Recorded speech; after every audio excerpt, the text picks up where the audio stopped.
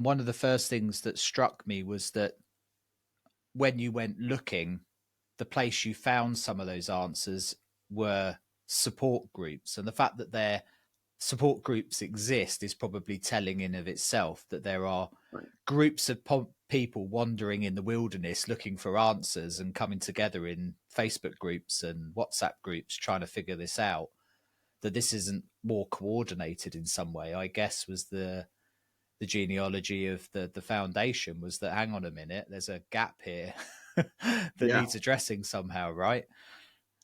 that's right. And it's, and we've seen this with any other issue that's come about, like Lyme disease here in the United States. Like a lot of people were getting sick and, having the same symptomology, and then they start coming together. I mean, it's the same in the water damage and mold community. It's like, hey, what was the common denomination of our stories, which was, we're having all these health symptoms affecting multi-systems of the body. We've gone to countless physicians, right? They've referred us out. They've done all the low-hanging fruit lab testing. And finally, they, I guess one could say you could get lucky that somebody said, hey, why don't you check your home? Why don't you check your air quality? And when they do, they find that, it's rife with dampness or water damage and mold, and that when they address it and remediate it, or in many cases, people have to move, their bodies begin to respond and they begin to get better.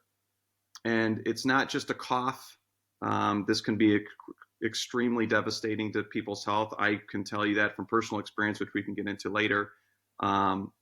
This upends people's lives, and it's a nightmare to deal with. And so when we were seeing all of these stories just on the support groups, as to your point, Simon, and we were looking around going, where is the help?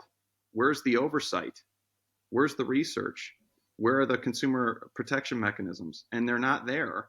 And then to learn that this isn't a new problem, that this has been happening for decades, it was a little disheartening. But out of that, the community is beginning to come together, and there's just countless courageous people that are using their voices.